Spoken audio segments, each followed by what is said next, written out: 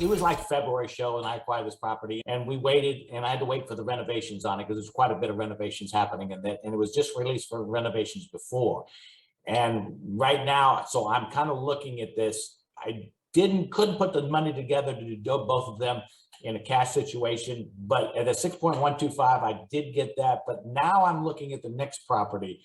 And like I said, I was rushing to try to get everything in when the conventional rates were lower, missed that window a little bit.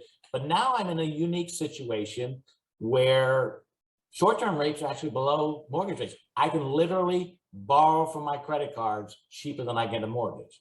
So I'm looking at financing this one going cash, and a couple of different reasons for that. It's not really cash for me because I'm actually gonna, and this is a strategy that I use a lot. You know, Greg talks about the HELOCs. That's a critical component of my strategy. And also balance transfers. I've used balance transfers now for the last 10, 12 years on my credit cards. It is literally the cheapest source of funding. I started 2 businesses doing this because I went out, even the SBA loans were all at 6, 7, 8%, you know, and I'm saying like that. And I could borrow on my credit cards for a 3% fee, 0% of a year and a half. So I'm basically paying a 3% fee to hold money for a year and a half. And I started developing these strategies in conjunction with the HELOC to finance a lot of different things. And the way I did this, and this is, I kind of want to go into this because I'm not the anti-Dave Ramsey, but what Dave Ramsey does is great for undisciplined people that are neophytes with understanding their money. I understand that, and I appreciate what he's doing because people that get in trouble with money, his strategy kind of works for them. But if you're a disciplined person that understands budgeting and understands accounting and how you have to keep track of things, you can do a lot with smart debt. You know, Greg, we talk about smart debt all the time and everything like that. You know it. And the difference is bad debt is borrowing money for stuff. Smart debt is borrowing money to buy things that make you money, you know, quite honestly. And so I've been using this for that. And then I discovered another thing because of the couple businesses I saw. I got, you know, LLCs established, a couple businesses, something like that. And then I found out I could get credit cards on the businesses, okay, using my personal credit. Basically, I'm a guarantor on these credit cards on the businesses. But the nice thing about these credit cards on the businesses is they don't report to the personal UC. So the downside of using balance transfers and things of that nature is anybody knows anything about the credit scoring, credit utilization is a big part of it. And if you utilize a lot of your credit card limit, it will limit your score. Mm-hmm. So I started developing the strategy was that I got credit cards that would give me balance transfers on the businesses. So I could borrow money at 0% on the businesses and everything like that, and still keep my 800 credit score because my credit utilization is basically 0 to 1% on the personal side because these credit cards do not report to the personal credit bureau. So LLCs and, you know, balance transfers and HELOCs. And of course I have a HELOC on my personal credit, and that's where I have the HELOC is set up. I have 28 credit cards. People say, well, what are you doing with 28 credit cards? How do you need 28 credit cards? And my answer to that is kind of says, it's better to have and not need than need and not have. Yeah. You know, and this is, and a lot of the reasons I developed so many credit cards is because I do the rolling strategy. So people say, yeah, but if you borrow a bunch of money on these balance transfers in a year and a half, they come off and you're stuck with 18, 20% rate and everything like that.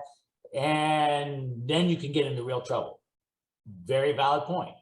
That's where you have to be disciplined. So I have enough credit cards that I can roll them in. Like, let's say I do a $20,000 balance transfer on this credit card, and I do the minimum payment each time. And after the year and a half, it comes down, and there's still 15, 16,000 on there. I always have another credit card I can do a balance transfer off and I'll pay that on it and extend me, get another year and a half. And I've literally done this for 12 years, just rolling them over. But I have a spreadsheet on everything. I had all the credit cards on the spreadsheet. I have how much is in them. I have the date on there when it's coming off balance transfer. So I know, so I can plan. I got this card now that I can transfer that balance over to. So it is a bit of work, you know, and it does take some discipline. There's no question about that, but it's an incredibly cheap source of financing.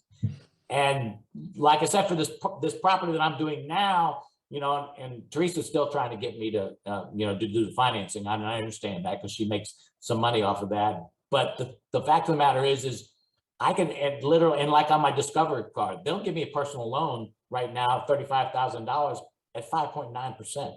Gotcha. The DSCR and the conventional is now 6 to 6.5% and things of that nature.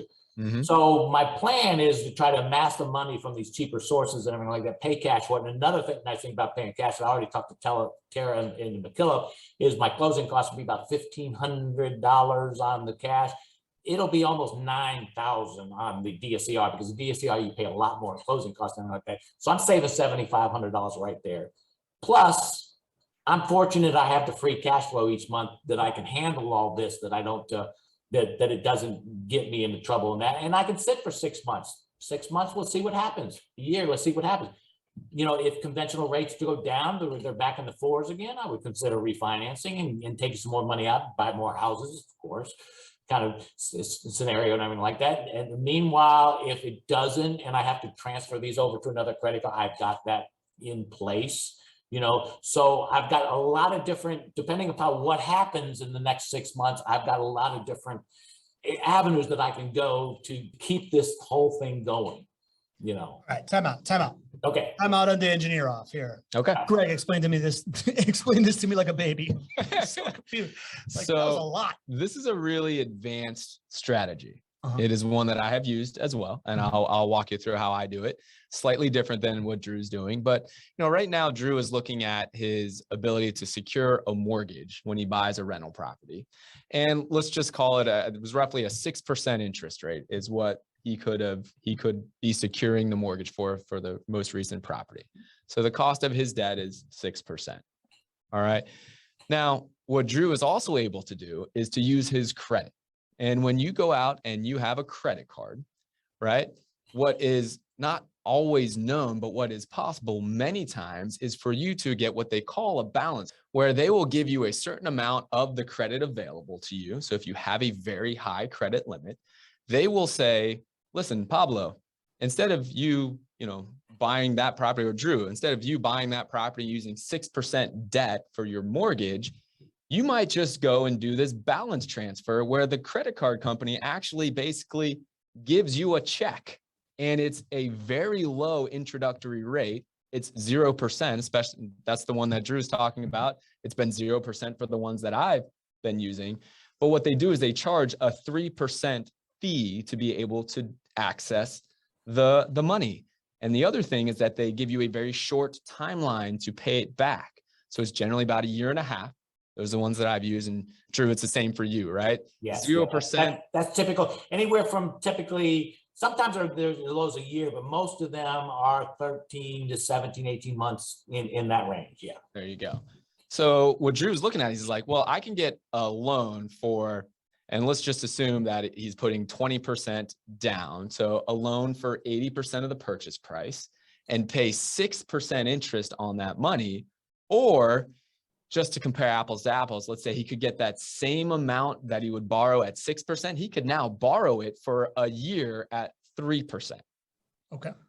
So significant savings on the interest that he does not have to pay by going the 3% fee route, right? 0% interest, 3% fee over a year means 3% borrowing cost, right? So he saves that. And he's also saying, well, a lot less closing costs to do this, because it might cost like $100 to do the balance transfer that the credit card costs you, versus, $7, $8, $9 in total closing costs to purchase the home using conventional debt. So on the surface here, you make a lot more money in the short run, or you spend a lot less money in the short run by going down this advanced strategy when using a balance transfer. Don't let the balance transfer thing trip you up. It tripped me up many years ago before I started to do this. I thought I actually had to have a balance to transfer and cover on my credit card. Okay. No. Can I jump in real quick 1 minute on that? Because sometimes you do. And that's, yes, sometimes you do, but that's one of the things I also wanted to mention there. And that's why, and Yeah, I'll give Discover a shout out here because as far as I'm concerned, Discover is the best credit card in the entire world. If you don't have a Discover card, you need to look into it, because what Discover does is it allows you to put money directly in your bank account with a balance transfer. Not all of them do. Some of them, a lot of them, other ones do, but then they can make you jump through some hoops. Discover, I can do it like instantaneous in 30 seconds. Okay. Now, what that does for me is what I'll do is I have Discover with a high limit and everything like that. So I keep, and Discover has a night, they always have a one with a fee and one without a fee. The one without a fee is right now is at 5.99%. So that way I can do that and pay that off very quickly, because I don't have to worry about paying the fee and then pay, losing the 0%, because it's a zero fee and then 5.99% for a year and a half after that. So what I do, this is all part of the strategy. Also, if I have other credit cards that won't let their balance transfers only pay off a balance and do not put things in, what I do is I keep throwing the Discover, I throw money in the HELOC with the Discover. $15,000, $20,000, and then I do a balance transfer from that credit card to Discover, paying it off normally in the same month, because I can do that in the same month, so it never even shows on my credit report.